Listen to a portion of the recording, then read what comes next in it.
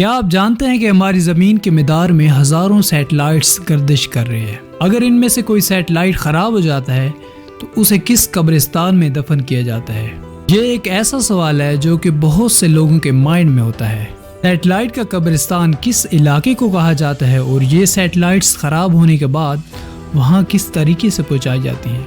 یہ سب معلومات آپ جانیں گے آج کی انٹرسٹنگ ویڈیو میں، تو ویڈیو پوری واچ کیجیے گا۔ خلا میں تقریباً 8000 کے قریب سیٹلائٹس موجود ہیں جو زمین کے مدار میں گھوم رہے ہیں۔ ان میں زیادہ سیٹلائٹ کمیونیکیشن کے مقاصد کے لیے استعمال ہو رہے ہیں۔ کمیونیکیشن کے لیے استعمال ہونے والے سیٹلائٹ کی تعداد قریباً 3000 کے قریب ہے۔ جب ان میں سے کوئی سیٹلائٹ خراب ہو جاتا ہے یا اپنی مدت پوری کر لیتا ہے تو اسے ختم کر دیا جاتا ہے۔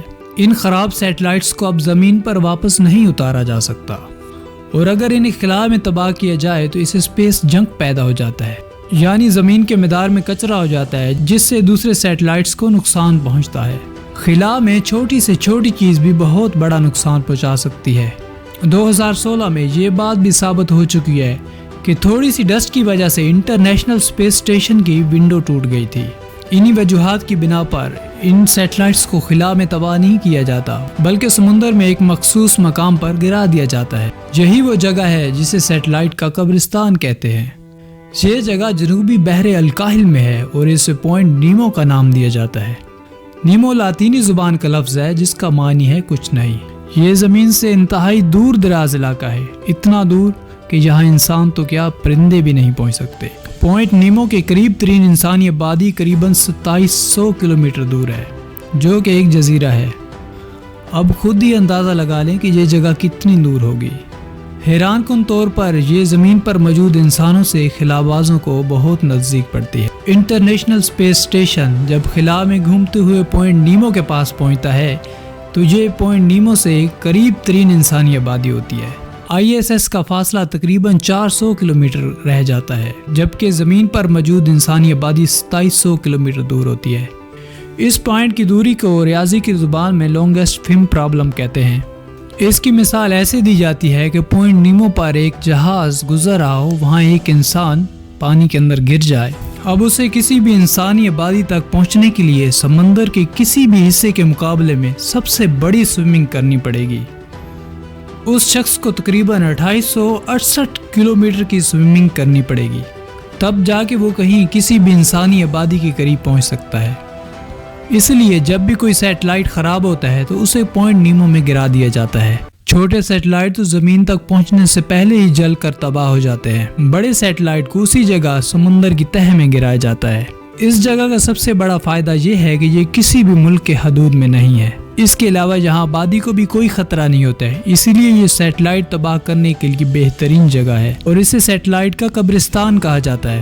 آپ سوچ رہے ہوں گے کہ اگر یہ سیٹلائٹ سمندر میں گرتی ہیں تو سمندری مخلوق کو بہت زیادہ نقصان ہوتا ہوگا، لیکن ایسا نہیں ہے۔ پوائنٹ نیمو میں انسانی آبادی تو دور، یہاں سمندری مخلوق بھی نہیں پائی جاتی، یہاں سمندر کی تہہ میں سبزہ وغیرہ بھی نہیں ہوتا۔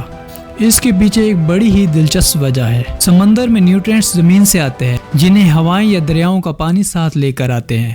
پوائنٹ نیمو اتنا دور ہے کہ یہاں دریاؤں اور ہواؤں سے آنے والے نیوٹرینٹس پہنچ ہی نہیں پاتے، اس لیے یہاں زندگی کا ہونا ناممکن سا ہے۔ ماہرین نے اس جگہ لائف فارم کو ڈھونڈنے کے لیے تحقیقات بھی کی ہیں۔ ایک تحقیق کے مطابق یہاں کے پانی میں صرف بیکٹیریا ہی ملتے ہیں اور بہت کم تعداد میں کیکڑے بھی پائے جاتے ہیں۔ اس کے علاوہ نہ تو یہاں مچھلیاں پائی جاتی ہیں اور نہ ہی کسی اور قسم کی سمندری مخلوقات اس علاقے میں ملے گی۔ امریکہ، روس اور جاپان نے مشترکہ طور پر پوائنٹ نیمو کو سیٹلائٹ کا قبرستان قرار دے دیا ہے۔ 1971 سے 2016 کے درمیان یہاں سیٹلائٹ کی تقریباً 263 ٹکڑوں کو دفن کیا گیا ہے۔ اس میں روس کے کئی خلائی اسٹیشن کی باقیات موجود ہیں۔ دنیا کے امیر ترین لوگوں میں شامل ایلون مسک کی کمپنی اسپیس ایکس کا ایک راکٹ بھی پوائنٹ نیمو میں دفن ہے۔ خلا سے جب کسی سیٹلائٹ کو پوائنٹ نیمو میں گرایا جاتا ہے تو خلا سے ہی اس کا ملبہ ٹوٹنا شروع ہو جاتا ہے۔ بعض سیٹلائٹ کا ملبہ 1000 میل کے ایریا میں گرتا ہے۔ جب ملبے کو گرایا جاتا ہے تو یہ بھی خطرہ رہتا ہے کہ آس پاس کوئی انسانی آبادی تو موجود نہیں ہے، لیکن خلا باز اس کچرے کو انسانی آبادی سے دور رکھنے میں بہت کامیاب رہے ہیں۔ صرف ایک ہی بار ایسا ہوا ہے کہ خلا سے آنے والا کوئی بھی کچرا کسی بھی انسان کے سر میں لگا ہو ایسا 1997 میں اس وقت ہوا تھا جب ناسا کی ایک سیٹلائٹ کو گرایا گیا تھا۔ اس کچرے کا کسی بھی انسان سے ٹکرانے کا 3200 میں سے ایک تھا، لیکن اس کے باوجود امریکی ریاست کے ایک پارک میں واک کرنے والی ایک خاتون کے سر پہ یہ کچرا لگا تھا۔ لیکن اگر یہ کچرا کسی پاکستانی خاتون کے سر پر لگتا تو شاید اس نے رولا ڈال دینا تھا۔